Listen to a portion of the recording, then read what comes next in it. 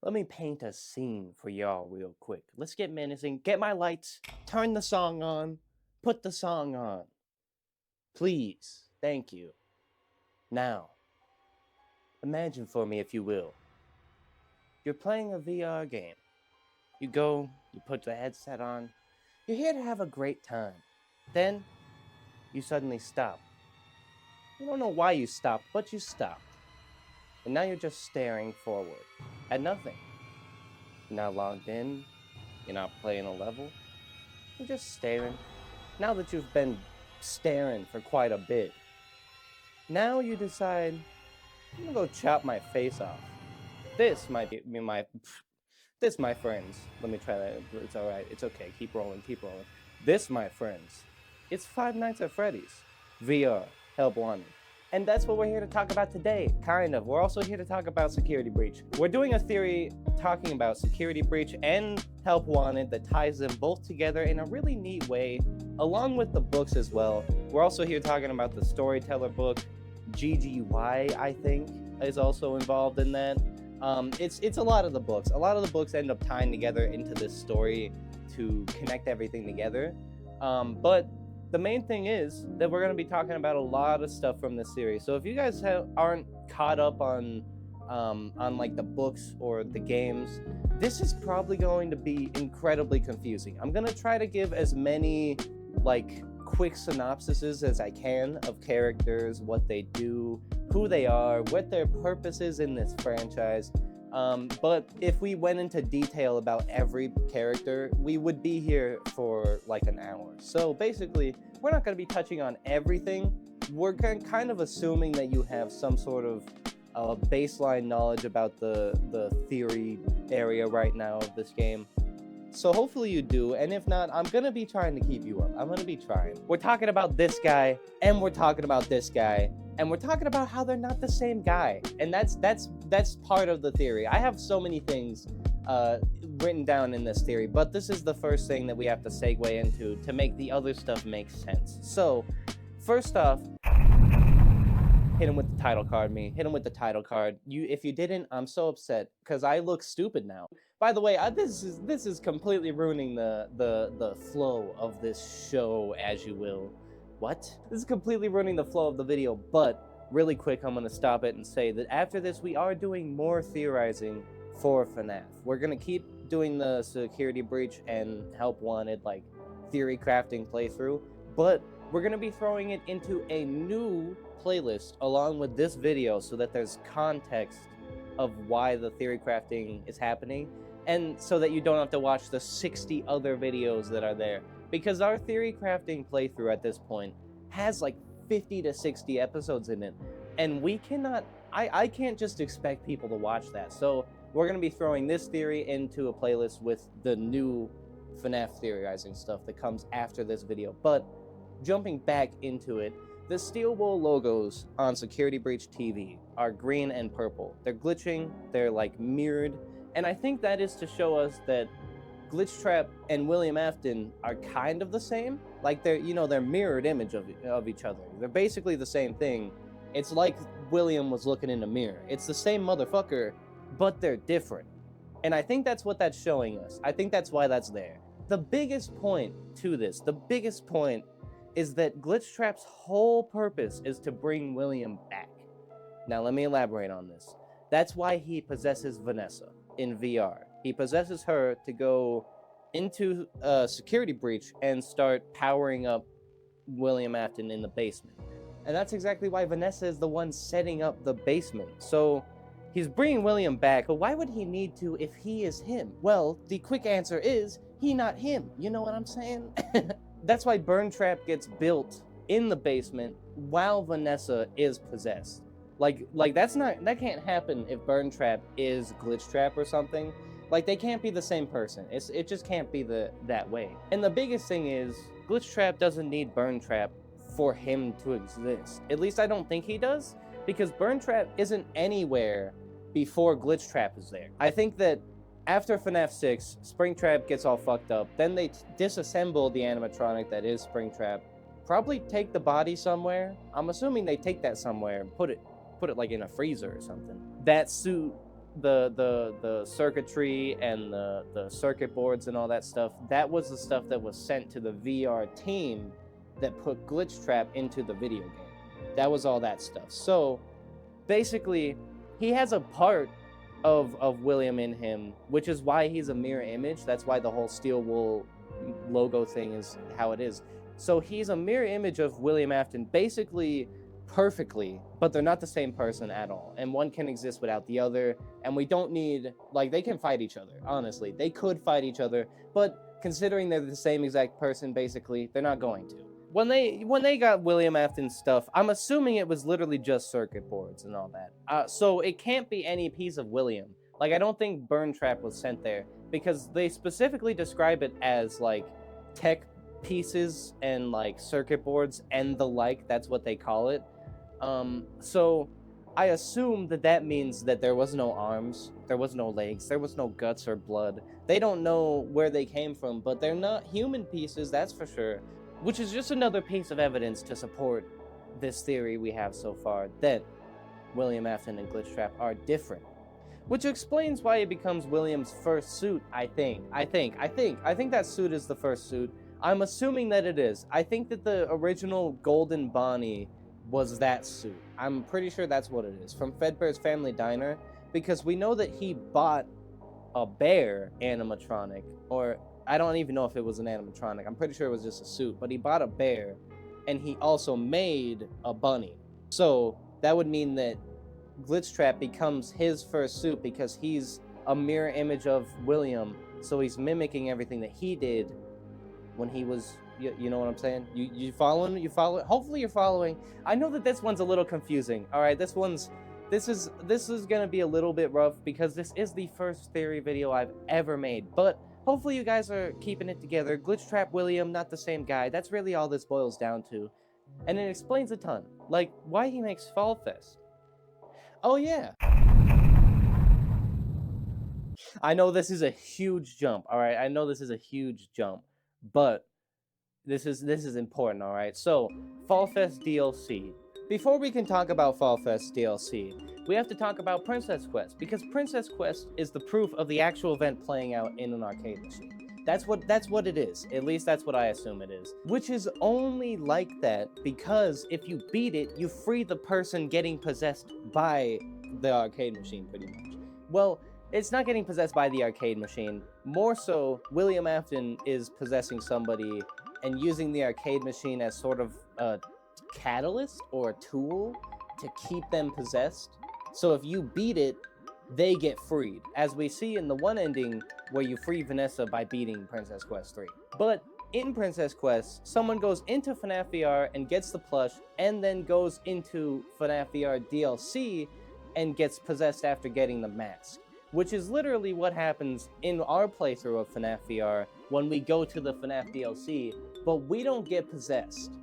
We just hear a voice, which ties into what I'm saying here, because my theory goes that when that person goes into the Fnaf VR DLC and gets the plush along with the mask, they get possessed when they combine the two, which Princess Quest just shows us happening at the end of it to let us know basically what happened. It's a recreation of what happened to the person who got possessed, which I'm assuming is Vanessa, because she's the one who's possessed. But the Fnaf VR ending does still happen. It does still happen, like the ending where he goes through the door and he's like, oh, bye, I'm woo, you know, he's like backing up into the into the death zone. That whole thing still happened. But the whole thing about that is that happened earlier, and I'm assuming that was just him regaining full form and going back to what he originally was. Because in the original tapes, in the tapes with the tape girl and all that, she talks about how a weird animatronic appears and just like stares at her through the windows. And it's not like Bonnie or Freddy, but she doesn't mention anything about it looking like a green glob of goo. You know what I'm saying? It's not a glob of goo for her. So what I assume is that because he doesn't have full power, he can only show up as a ghost and like wave at you and fuck with the game with his with his little party box, you know what I'm saying? He doesn't have full power, but I think when you beat that ending, you give him full power, which is why he's seen going back into FNAF 1 and not going into anywhere else. He goes when he crawls away like a douchebag.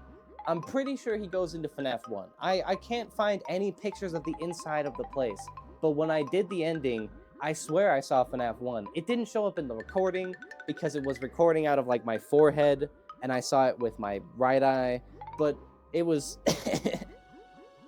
I'm pretty sure it was FNAF 1 because I saw the poster of rules, which would mean that he's just getting his power back, which means he just has full control over FNAF VR, which would make it so that he could make the FNAF VR DLC. So, after getting his power back, he makes the Fall Fest DLC, and gets out through that by possessing someone. Probably Vanessa. I'm assuming it's Vanessa. It's probably Vanessa. Let's be real. It's probably Vanessa, which is exactly why it says no glitches in the secret ending. Well, not a secret ending, but the secret in Dreadbear Night 3. In Dreadbear Night 3, you can activate a secret where it scans for glitches, and it says no glitches detected, which is weird because Glitch Trap is in the game, supposedly. But I don't think he is. I think he left through the DLC after making it by possessing someone, probably Vanessa. We cleared this out, you know what I'm saying. You following along? Hopefully, again, I'm gonna be stopping throughout this, just hoping that you guys are following along. I hope this is coherent enough. We get no glitches detected in Dreadbear Night 3, which means that he did it, he possessed someone through the DLC, but that begs the question, why is it still there, and why do we get to play it? Well, I assume that Fazbear Entertainment, being the greedy motherfuckers that they are, just kind of like saw free content and they were like, release it. But sir, it could have demons inside. Release it. I'm from New York. Release it. That's so stupid. But either way, I think they released it as DLC just kind of because they didn't want to do work, because Fazbear Entertainment are greedy motherfuckers. But now begs the question, why would they recreate Fall Fest specifically? Well, so the biggest piece of evidence towards this bold-ass claim that the massacre of Fall Fest was a thing, even a thing to begin with, is that all the masks you see around the place, these pleasant little masks, have bloody handprints and blood trailing all over them. There's just blood all over the masks, which is really weird to me. That's like one of the biggest pieces of evidence towards this, is that those are just covered in blood. Why is that the case? And these masks, let's keep in mind, these masks are built for kids, which would make me assume that kids were the ones wearing these masks, which means kids killed a bunch of people. But the thing is, these are kids we're talking about, so I don't think they killed a bunch of people. I think they had help. I don't think they were running around with like knives, stabbing dudes up like it's 4th of July. 4th of July? I meant to say Friday 13th. 4th of July, Jesus Christ. My assumption, bold assumption yet again, is that the kids used animatronics to kill adults inside of Fall Fest for whatever reason. And they didn't get attacked because they were wearing the masks that we see in the trick-or-treat minigame. Because in the trick-or-treat minigame, we see these masks nullify the effects of animatronics. Basically, when you wear the mask of the animatronic, they do not attack you. Which would basically mean these kids are very likely to have killed a bunch of people using these animatronics. And my other assumption, also a bold assumption, this will all tie together, I promise. It'll all tie together and be a lot less bold. I'm assuming that they were being led by the person who wears the Vanessa mask, which I don't know if it's William or not. We'll get to that later. But I'm assuming that the person who uses that mask was the leader of the group. And there's a lot of reasons for that. The main one being the axe in the stump. Well, that's not the main one. That's one of the big ones. That's one of the big ones. There's an axe around the place. A notorious axe that you see everywhere at Fall Fest. It seems really important. And that same axe appears in the basement, along with the congratulations banner that's all tore up, along with the Vanessa mask that uses the bunny. So basically, I think that the bunny was a different killer in Fall Fest originally. So they had like their own persona, they had like a bunny outfit and everything. and they were the ones leading the kids into battle to kill a bunch of adults. And because they're wearing the Vanessa mask, you know I have to throw this out there. I think that they were using illusion discs to control the kids and make it seem less bad than it was, you know? Which, you know, let me explain myself. I know, before you click off of the video because of these bold claims, put bold in bold and put it right here. Bold claims. For a split second in the Rune DLC trailer, we see this. Pop it up on screen, pop it up on screen. That right there is Vanessa's mask changing the perception of reality, which would make me assume that they might have done the same thing with the original Vanessa mask. But considering the time difference, you know, one happened in 83, one happened way later than 83, which would mean that I think that they have a technology difference as well. I think the Vanessa mask person was using illusion discs, which are very cool. They're very cool. So I think that they were using illusion discs to change the children's perspectives, to either make the killings a lot less brutal, make it seem like more fun, like they were playing tag or something, or to just make them want to do it in the first place, completely brainwashing them into wanting to help. But that brings the question, why was there even a massacre to begin with, you know? Why was there a massacre? What evidence do I have besides just this mask with some blood on it? There clearly were people here at Fall Fest at some point, but there clearly isn't people now. But it wasn't very long since there was people, because we see pumpkins lit, we see candles lit on birthday cakes, and candles do not last that long. That's like multiple hours at most. So, there's no one at Fall Fest, and the reasoning for that is that clearly some shit went down, because nobody is there anymore, and the whole place is tore the fuck up.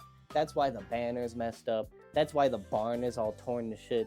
Everything is destroyed or covered in blood or like rotting. You got abandoned parties, bloody banners, candles that are still lit, and a lot of mystery. But I think that we can solve some of this mystery, because I think that whoever owns this mansion in the Trick or Treat DLC decided to kill everybody at Fall Fest.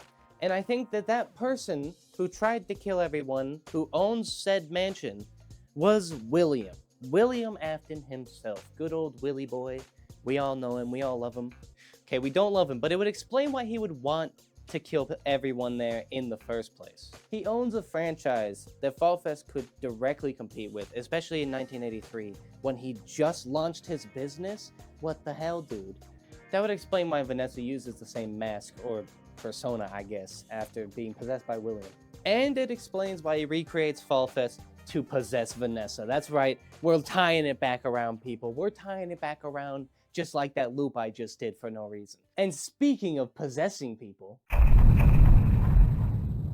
this is where it starts to get messy, folks, so stick with me on this, So, the Storyteller, who is he? Basically, in the books, Fazbear Entertainment, when they made Security Breach, or like the location for Security Breach, the Pizzaplex, they wanted to create a thing that could create stories for them so that they don't have to work. And they came up with the Storyteller, which is an animatronic that sits inside of a giant tree and is connected to every single attraction in the place. They look like a tiger, they got blue eyes, they got green eyes, and they have like spider limbs. That's what they look like. So basically, Chica's hunger in the book turns into vain. Roxy's teasing turns mean. Monty goes violent. He starts killing fools. Okay, he doesn't kill anybody, I don't think. He probably does. Let's be real. He probably killed at least one person there. And Freddy, he becomes a little whiny motherfucker. He cries over some stuff after fighting with a kid. And it's pretty sad what they did to him.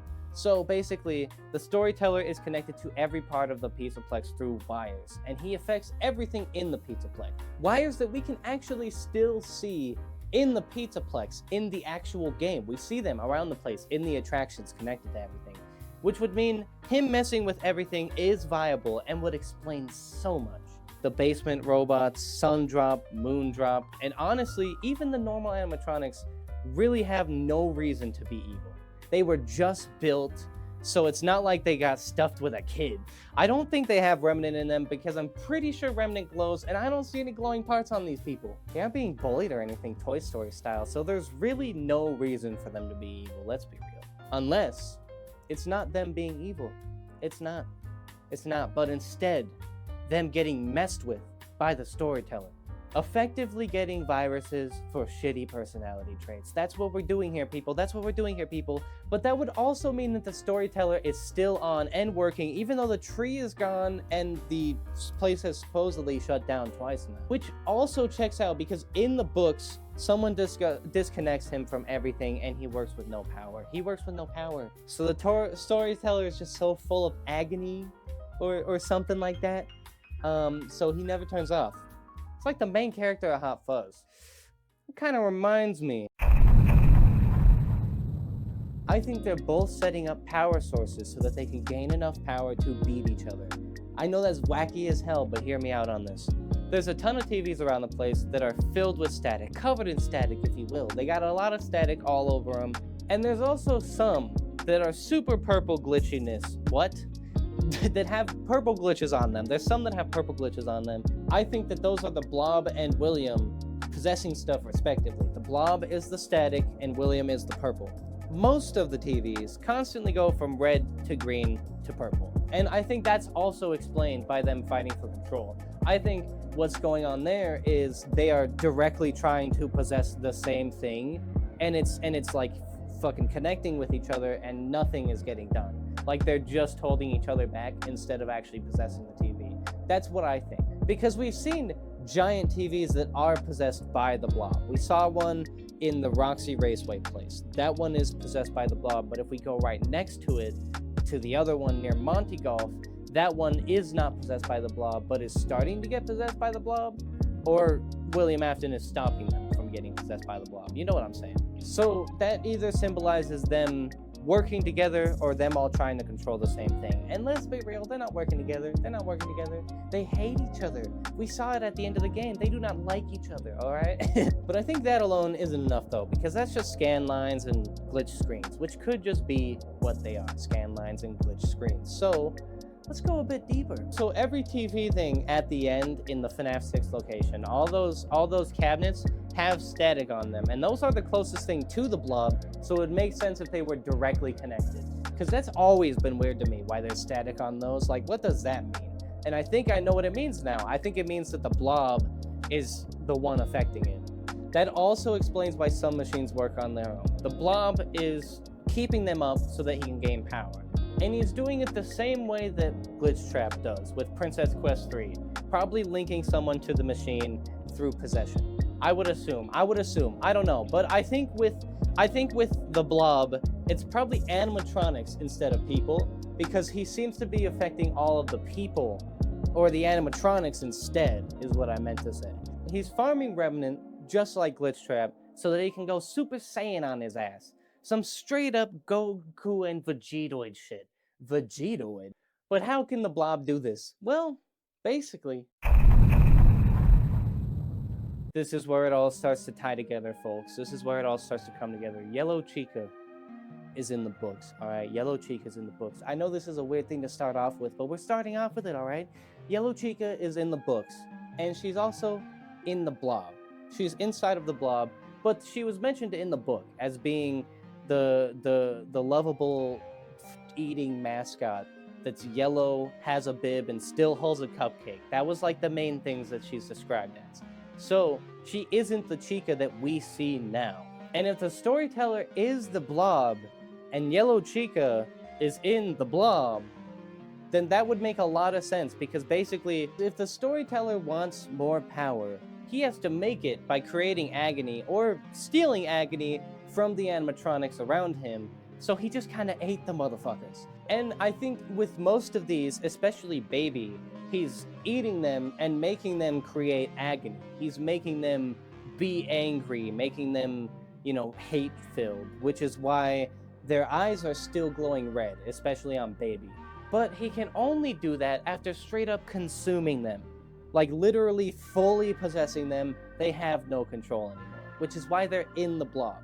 That explains why Chica, Foxy, Bonnie, and even Baby are in there to begin with. That explains all of that. So basically, he possessed them entirely, then he made them all connect directly to him so he can use their agony for his giant noodle monster. That was the whole purpose. That's the whole point. He's walking around like that enemy in Incredibles, and he's eating people. Because the Storyteller's creator was making Freddy, Foxy, and Bonnie. And all of those are in the Blob. Well, maybe not Freddy. I'm pretty sure he's in there, but I don't know. And that kind of ties together because I'm assuming he used Agony when he was making like the animatronics. He used Agony, and the Storyteller saw that. And the Storyteller is using the Mimic One software, so he would know, because he can mimic stuff, he would know that those guys are filled with Agony, and he would know how to recreate creating Agony or filling them with Agony. So basically, he saw the juice, he saw how it was done, he saw how the sausage was made, and he said, I'm gonna go make some sausage myself. Because this Storyteller is using the Mimic One software, and the Mimic One software is the Mimic One animatronic, which was originally created in the books by a father to befriend his child by mimicking anything it saw. If the dad throws the ball to his kid in front of it, then the robot knows how to throw the ball to the kid. And if the robot watches the kid catch the ball, now the robot knows how to catch the ball if it's thrown back, and it mimics the thing, like it learns based off of what it sees. So if this Mimic One software saw this person creating these animatronics with Agony, he knows how to do that too.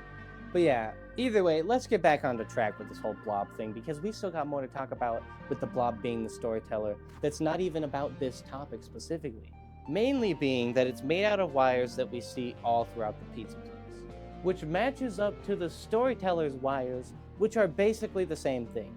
In the book, the Storyteller has wires that connect to every single attraction so that he could feed stories into these attractions or create stories out of the attractions. I do not remember right now, but it's not important to the main point. The main point is he has wires connecting to every single piece of the Pizzaplex, and so does the Blob. So him being made out of a mess of wires looking like a spaghetti monster makes perfect sense, especially if the Storyteller is in the middle of the Blob. Which leads me to the next point, which is that we never see the tiger animatronic that he is.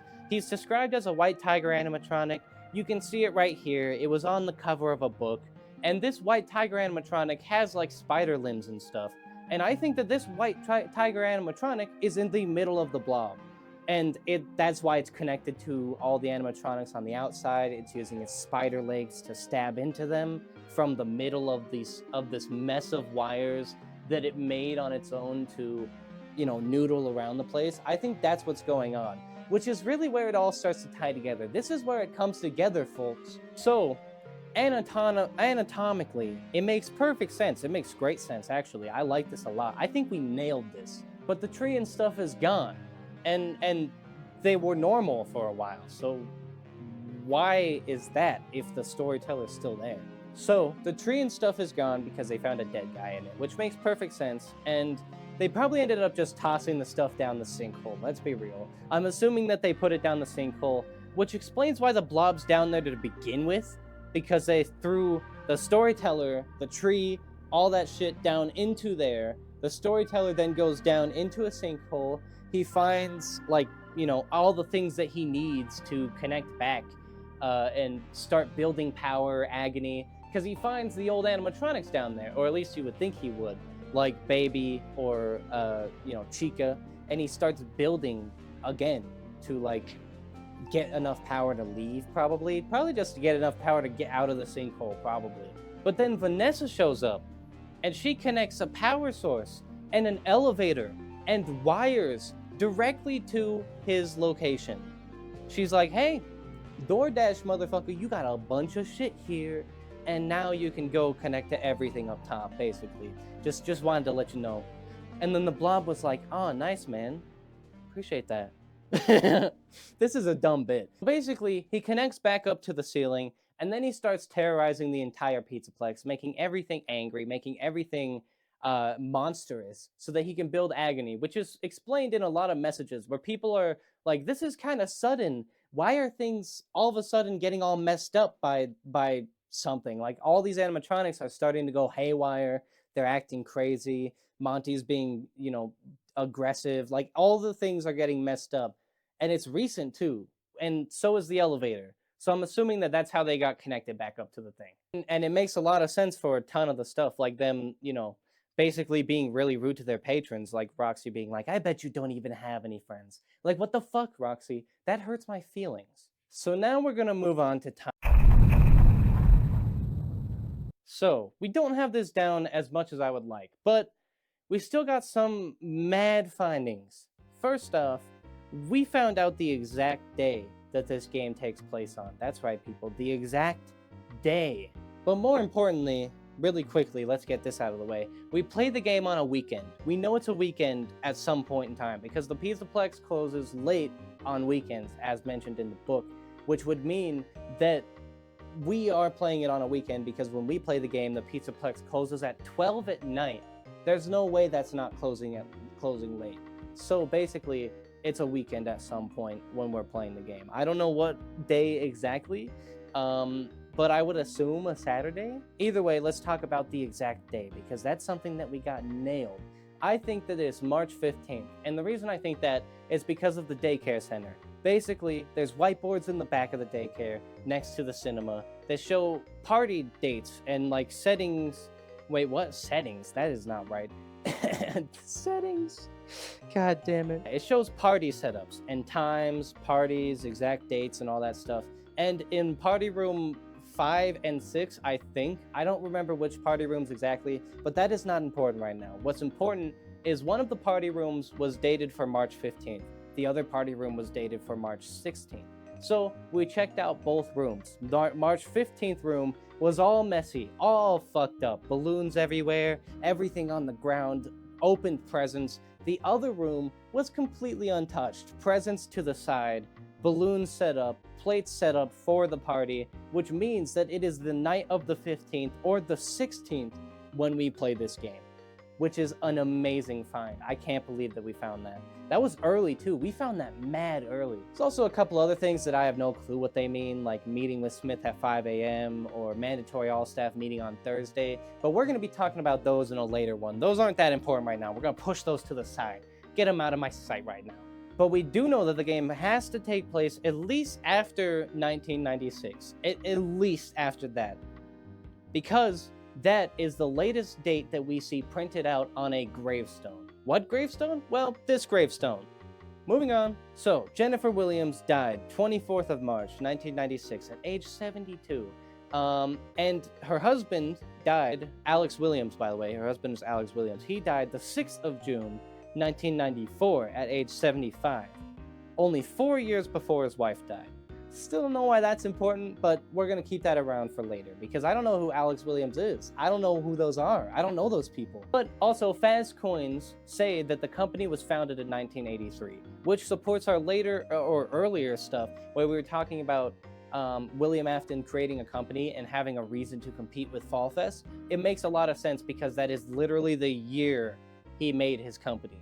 And then they're doing like a Fall Fest thing to spit on his face, basically. Either way, like I said, bit of a stretch there.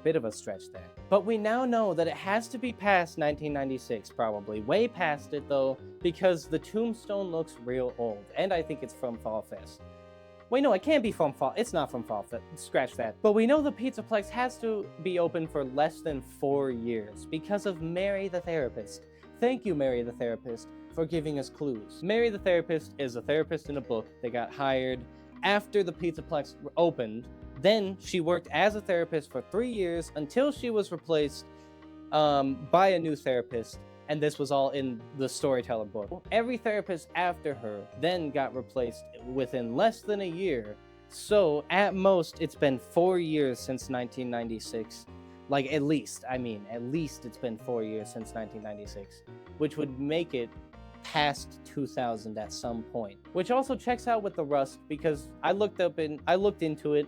Rust does not take long to form. It is apparently just like shitty environments. If your environment is shitty and moist, you will form Rust. So basically, Rust could make sense even if the Pizzaplex opened a week ago, which is one of the biggest things at first. I was like, wait, how could this be just opened if everything is rusty? Well, it can be.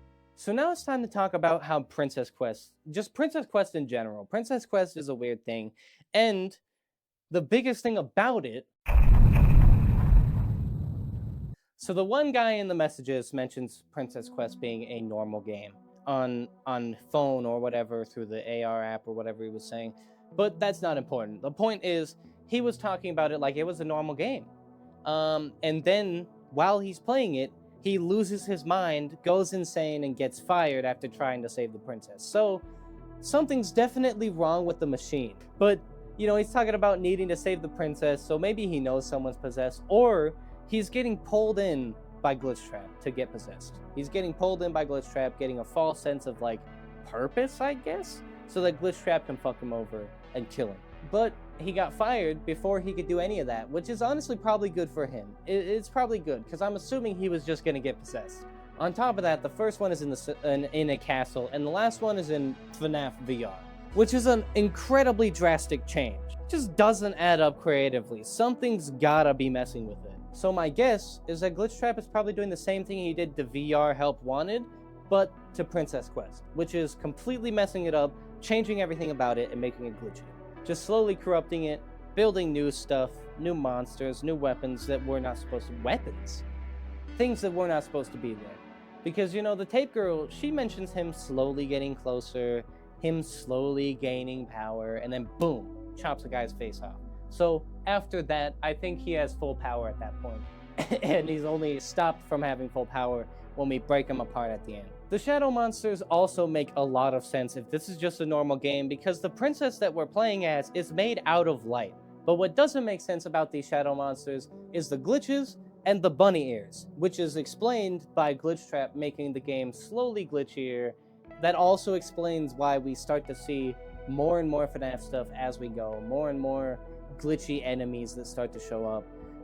And the rest of the stuff stays relatively the same, like the old man and princess lady. Like, it all stays relatively the same. That also explains why the hearts are considered bad. He's trying to get more control, so he's basically making you give in. He's like, hey, either die to my monsters or give me control by picking up my help, like accepting my help and having me possess you fully, or basically something like that. So that would explain why the hearts are bad. That explains why everything shows up super slowly. That explains so much. Basically, it explains everything about Princess Quest. He's basically creating a scenario you can't win on your own, and creating a situation where you have to go on a Princess Quest because you have to be stuck inside of a quote-unquote tower or be possessed by someone while somebody shows up to save you, because you cannot beat this on your own. Apparently, you literally have to have somebody beat the game for you, because that's what happens with the ending of Security Breach when we do the ending that saves Vanessa. That's exactly what happens. Gregory shows up just in the nick of time to end Vanessa's Princess Quest and save the day. That one's a bit of a stretch. I don't know if that was intentional or not, but it's a really neat tie-in to end this little thing about this. Also, when you're in the kitchen, you hear the gas oven going. And when you're doing the ending of FNAF, everything gets set on fire. So, logically, I would just assume that that place gets exploded. And there's really not too much to this theory. That's literally it. This is it. And this is one of those things where, like, if it does come true, I'm going to be so happy. I'm going to be like, hell yeah. I'm going to be fucking thrilled. But we really just kind of got to wait and see, because I can't really dive too much deeper into it. What am I going to do? Listen closer to the gas oven noise? Like, so we're going to move on to the next topic immediately. So this topic is a bit of a weird one, but it would explain a lot. It would explain why it's doing things for Glitchtrap or related to Glitchtrap in the book. Like when he writes the story, he rewrites it as like a bunny thing fighting a monster while a bear watches or something like that. Basically talking about what happens in Security Breach. Very weird stuff. That also explains why he's seen talking to nothing on the camera, but you can still kind of see something there. That's the illusion disc, creating a fake entity that he sees but no one else does. That also explains why he's scared in the therapist's office when he's doing the therapy session. He sees Glitchtrap behind the lady, but she doesn't see anything because he's got the illusion disc, not her. It would also be just Honestly, a really cool way to tie in Illusion Disc to the main franchise. It would just be sick, let's be real. And if Vanessa is bringing back Fall Fest stuff, like I think she is, and she's bringing old relics from the past to the Pizzaplex, it would make a lot of sense, considering that... So, before we jump into any of this, I just realized while editing this script that the kids from Fall Fest might be the same kids that were tested on with these Illusion Discs that I'm about to talk about. And that would be really cool. That would be really cool. So, this test that I'm talking about is a dark ride that turns sour, as you have to close the doors in the face of monsters. Or do you? I think all the monsters we see in this part are just normal animatronics, or maybe not even animatronics, with no intention of harming you at all. Or even moving, probably. They probably aren't even there. Which explains the Halloween theme, the fact that some of the doors open and there's nothing behind them. They're just testing the disc to see what they can make happen, and some of the tests didn't work. Or maybe they did, and there's still an animatronic there. We just can't see it because of the discs, and that is honestly terrifying. Either way though, the Trick or Treat minigame shows Balloon Boy changing into Nightmare Balloon Boy when he jump scares you.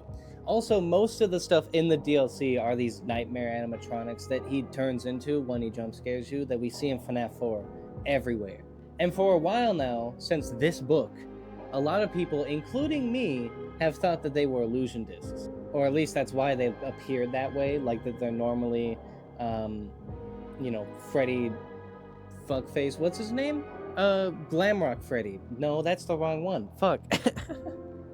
Funtime Freddy. It's Funtime Freddy. God damn it. Yeah, that also explains why they're Halloween animatronics, why they look like that, why they're made out of like fire sometimes, like Fire Foxy, gets completely explained with illusion discs. That makes perfect sense why he looks like that. But those illusion discs being the reason that those animatronics look that way also explains why in the base game, there's a mini game where you play in the FNAF 4 house with just Funtime Freddy. That's the only guy there. I think that is like the report that Fazbear Entertainment got, and they put that into the video game, but the kid was seeing something else. The kid was seeing like a werewolf monster, but the report that got brought in was like, oh yeah, Glamrock Freddy broke into some kid's house and scared the shit out of him. That's not Glamrock Freddy, I keep saying that, it's Funtime Freddy. But like, the point is, I feel like that could be explained away with illusion discs, right? The reason that he is even there to begin with for one of those mini games is because of the reports of these illusion discs being used or whatever. Who knows though? I could be wrong on that. That one's kind of a stretch. Either way, there's a lot of things that would make more sense to be an illusion disc, like Fire Foxy and the giant bear known as Dread Bear. Although that could just be a title card. Let's be real. That could just be a title card. But the secret Dread Bear Night 3 thing could be disc. But it's probably the Storyteller. It could be disc too. Like, no glitches found, as in the illusion discs are working as they were intended. It could be that too, but let's be real, it's probably the Storyteller making the DLC. You know, making the DLC just so that they can possess someone and lure someone in to get possessed, which leads me to my next topic. There's cardboard cutouts in Security Breach from the Fall Fest DLC, including Foxy Pirate Ride stuff, which is also there along with the Fall Fest stuff. On top of that, there's also Fall Fest equipment in the basement found underneath locked doors that are behind Chica doors, that are literally equipment from Fall Fest, like the fake trees and stuff like that. So all that being there means that Fall Fest happened at some point, which means that it is a real event. So I would assume that besides the Fall Fest Massacre, all the mini-games that we play through in the DLC are because of the illusion discs. You know what I'm saying? Like, the reason that they're perceived that way, the reason that they show up that way. Like, the Dreadbeard one, I don't know how to feel about that one at all, because you see, like, Fire Foxy and Fire Freddy and Fire Chica, and you use lights to get them to go away, but you're in a FNAF 1 location, but it also somehow has pumpkins that have candles lit. It really seems like illusion disc. But I feel like that illusion disc situation was then taken out of real life and put into the VR game by Glitchtrap to lure in a person who actually went through that event, or maybe like knows about that event and is investigating it. I don't know. But in the VR game, we know that it's a VR game because there's cardboard cutouts that could not be from Fall Fest because they have things like Ennard on them and Baby, and those do not show up until way later in the timeline. So basically, we know that those are added in by Glitch Trap for whatever reason, but that's really weird. Either that, or William Afton is really dedicated to recreating the bit.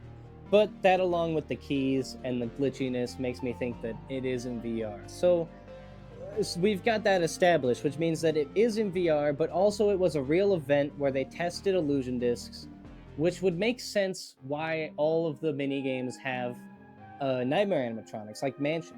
Mansion makes a lot more sense if you look at it as illusion discs. There's probably only one animatronic there. There's probably only one there chasing down the person, but we see 50 of them as they open the doors, which is why, Bonnie can open a door right next to you, and then the next door down open the same door. But also, the no glitches thing in Dreadbear means that Glitch Trap is not there anymore. He's gone. So we can assume that he made the DLC to lure in someone, possessed them through the game, then left out of the game through them, so they're inside of that person now, and then when we play it in as a DLC, what we're playing through is just an empty space of the mess that Glitch Trap made, where he's not even there anymore, but we're just stuck to pick up the pieces. And by pick up the pieces, I mean play Trick or Treat mini game, which makes a lot of sense because we all know that Glitch Trap can only add stuff to the game at this point. It makes perfect sense. What he did with Princess Quest, he added in Fnaf VR stuff. He added in the stuff he had available. He had assets from Fnaf VR, so he put them into Princess Quest to corrupt the game. So he can only really add shit, which means that for the DLC, he was using what he had available, and he added a bunch of shit. But that also explains the Danger Keep Out game, where it is a FNAF 1 location, but it's all messed up because of him. He added it in using Fall Fest, the past that he went through or whatever, to make this DLC. So all that to say, the Dreadbear minigame is directly from FNAF VR base game. He just took the FNAF 1 location and used it for the DLC he made.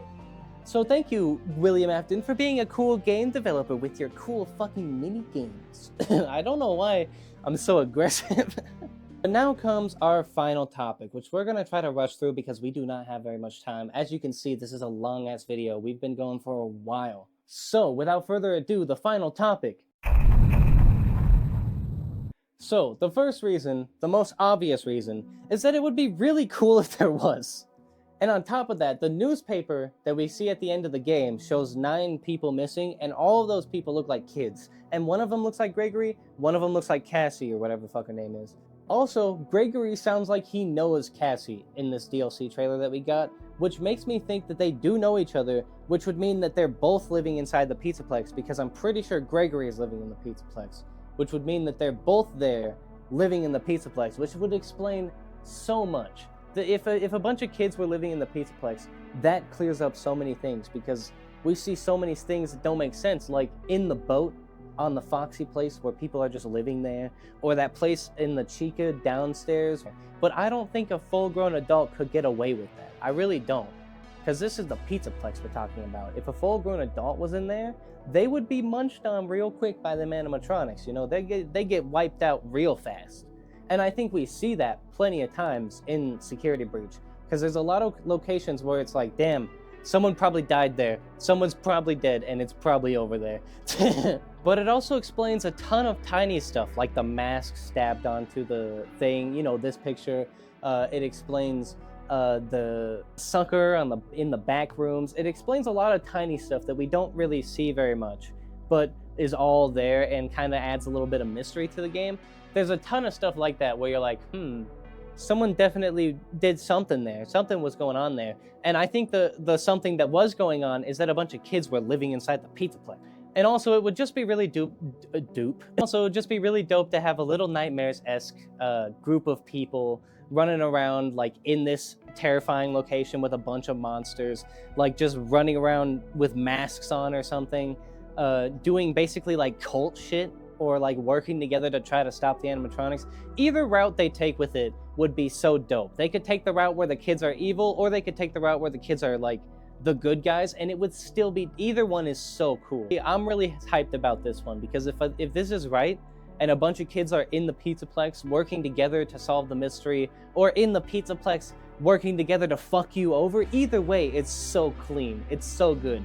Like, it's such, that would be so fucking cool. Because if they're teammates, then they can get control of the animatronics like Gregory does, and that would be sick as fuck. But if they're enemies, they could still get control of the animatronics, but do it a different way, and then you could have a mech fight between Gregory and Cassidy, where Cassidy gets like Chica or something. Like, it could be crazy. It could be insane.